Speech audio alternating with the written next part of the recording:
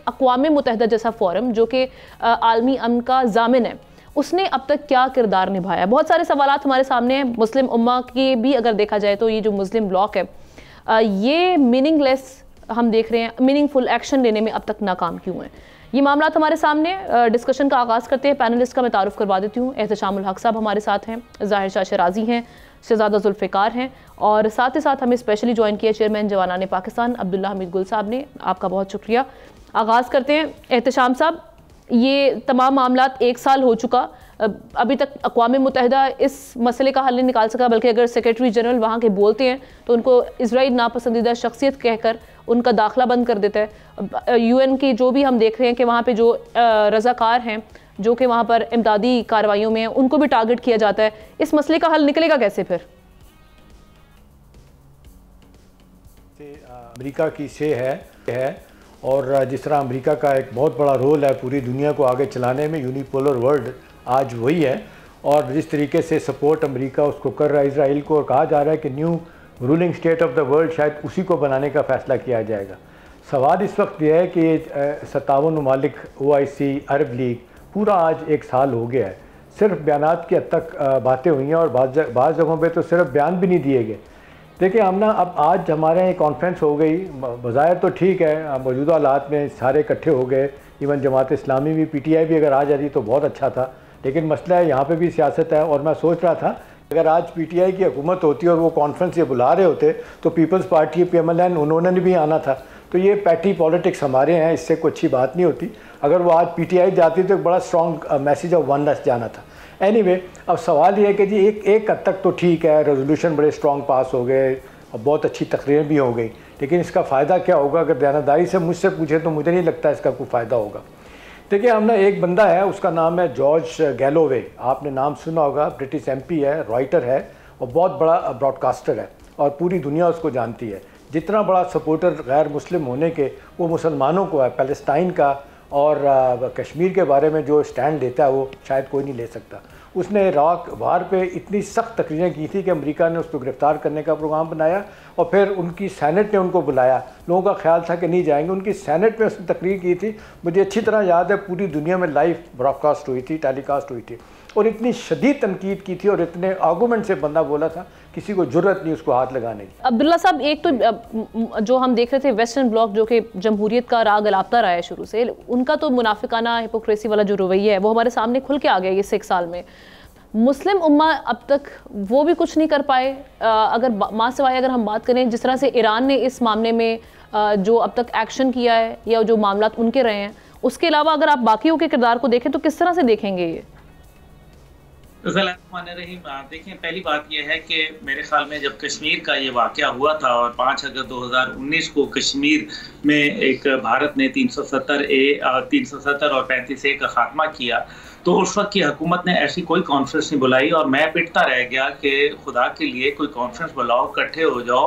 Covid आया, उसके ऊपर नहीं बुलाई, तो ये मौजूदा अभी एक बुलाई गई, गो के बहुत ताख़ीर से बुलाई गई। और मैंने तो ये कहा कि मेरे कत्ल के बाद उसने जफा से तौबा, हाय उस दुद पशमा का पशमा होना।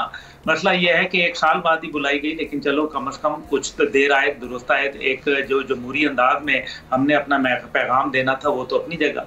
अब जहाँ तक अरब दुनिया का है तो OIC का किरदार तो मेरे ख्याल में, चाहे वो कश्मीर हो, चाहे वो रोहिंग्या हो, अफगानिस्तान हो, वो बॉस्निया हो या पाकिस्तान के मामलात हो या अभी गजा का मामला हो, उसके ऊपर वो खामोशी इख्तियार किए बैठे हुए हैं। और आपको याद होगा कि सुषमा स्वराज जो कि भारतीय वजीर खारजा थी, उनको OIC के अंदर स्पेशली तौर पर दावत भी दी गई थी। गो के भारत के अंदर मुसलमानों की एक बहुत बड़ी आबादी है, लेकिन बतौर भारतीय वजीर खारजा वहाँ जाना एक तमस्खर से ज़्यादा मेरे ख्याल में इसको नहीं तस्वर किया जा सकता। दूसरी बात यह है कि अरब दुनिया वो है जिसके अंदर ज़्यादातर एयर बेस और नेवल बेस जो है इस टाइम पे अमेरिका के मौजूद है। अभी मैं नाम क्या लूँ, फिर लोग नाराज़ हो जाएंगे। इस टाइम पे तकरीबन 6 से 7 ममालिक ऐसे हैं जिसके अंदर बाकायदा अमेरिका के नेवल अड्डे और हवाई अड्डे मौजूद हैं।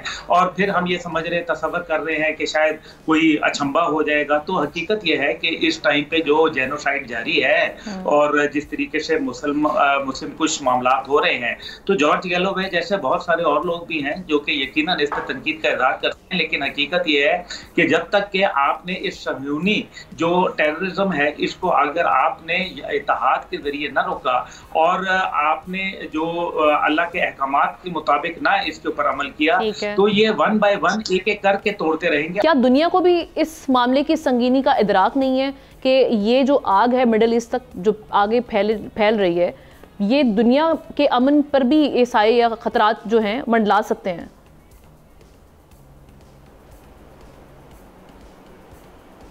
देखिए, मेरे ख्याल में यूएन के सिस्टम को तो मैं बार बार यही हमेशा कहता रहा हूँ, बल्कि बाकी हमारे साथी भी एग्री करते हैं कि एक रिडंडेंट सिस्टम है जो कि सुप्रीमेसी ऑफ कुछ पावर्स की जो दुनिया के अंदर इम्पोज करने के लिए और दुनिया के बाकी कौमों को ग़ुलाम बनाने के लिए, और सबसे ज़्यादा इस वक्त जो सफरिंग्स हैं वो सिर्फ मुसलमान ममालिक के हैं।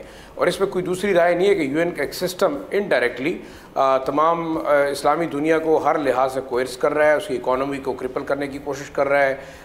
वो आपस में शिया सुन्नी और दूसरे जो मसलकी फसादात बनाए जा रहे हैं, और हर जगह कोशिश की जा रही है कि चाहे वो इराक़ हो, चाहे वो मिस्र हो, चाहे वो लीबिया हो, चाहे वो जॉर्डन हो। हाँ, जैसे कि अब्दुल्ला भाई ने कहा कि जो अरब ममालिक इस वक्त फॉरवर्ड अमरीकी बेसिस के तौर पे काम कर रहे हैं, मैं तो नाम ले लूँगा, मुझे कोई फ़र्क नहीं है, सऊदी अरेबिया भी है, कतर भी है, यूएई भी है, इनडायरेक्टली वो मेरे ख्याल से इस वक्त अमरीकी नुमाइंदे। और जैसे उस दिन मैं बात कर रहा था कि अगर ईरान पे अमरीका हमला करता है, और हमला कहाँ से करेगा, वो इसराइल से नहीं कर सकता, वो इन्हीं जगहों से करेगा। और पीछे भी हमने देखा जब इराक जंग थी और कुवैत की इन्वेजन हुई, तो किस तरीके से फिर आपको जो है उन शहरों के ऊपर बमबारी हुई इराक की जानिब से, जो कि फॉरवर्ड तौर पर एयर बेसिस इस्तेमाल किए जा रहे थे अमरीकी और इत्तेहादी अफवाज की जानिब से। लेकिन मैं ये समझता हूँ कि जो कॉन्फ्रेंस है, ठीक है, इसको आप एक कह सकते हैं कागजी कार्रवाई भी कह लें और एक फेस सेविंग भी कह लें, अपने वो कहते हैं खिफत छुपाने के लिए पाकिस्तानी हुक्मरान इकट्ठे हुए। मैं नहीं समझता इससे कोई फ़ायदा होगा। जुल्फ़िकार साहब, अभी इस मसले का हल निकलता हुआ देख रहे हैं, क्या बनेगा आगे जाके, इसको रोका कैसे जा सकता है? देखिए, कुछ लोगों की तो एक्सपेक्टेशंस ये है कि पाकिस्तान जो है वो इसमें इन्वॉल्व हो जाए और पाकिस्तान चाहे उसके पास न्यूक्लियर वेपन है वो भी उसका इस्तेमाल कर ले, और जितने वो अरब दुनिया है वो भी अपने तौर पर चढ़ाई कर दें उन पर। शायद इस तरह नहीं है। अगर आप उसके पॉलिटिक्स को देखें, मिडल ईस्ट के पॉलिटिक्स को देखें, आप शुरू से ही इन्फ्लुएंस अमेरिका के अंडर हैं। उस इन्फ्लुएंस में आप ये देखते हैं कि अंडर इन्फ्लुएंस इतना ज़्यादा आपका है कि आप उनके इवन इंटरेस्ट को सर्व करते हैं। इसराइल का क़याम जिस तरह से हुआ, बहुत लंबी बात हो जाएगी, जिस तरह क़याम हुआ, जिस तरह उसको प्रोटेक्ट किया गया, कितने ममालिक थे और कितने ममालिक ने 70s में और उससे पहले के जो जिस तरह से लड़ाइयाँ लड़ी, और उस वक्त कहते थे कि जी अरब फतह कर लेगा इसराइल को, लेकिन कुछ भी नहीं हुआ। और आज उस पर हम कंक्लूजन पर पहुँचे हैं कि मुसलमान ममालिक को रिसर्च पे, तहकीक पर, इनोवेशन पे, उस पर पैसा सर्व करना चाहिए, बजाय इसके कि आप सिर्फ़ और सिर्फ जो है ना, आप सिर्फ ये बात करें कि ये दुनिया है, ये दुनिया सिर्फ़ और सिर्फ जो है वो सिर्फ़ एक क़यामगाह है, हम इसमें अगली दुनिया की सोचें। जब तक आप जिंदा हैं इस दुनिया का आपको सोचना पड़ेगा। सब्सक्राइब करें और बेल दबाएं ताकि कोई खबर रह न जाए।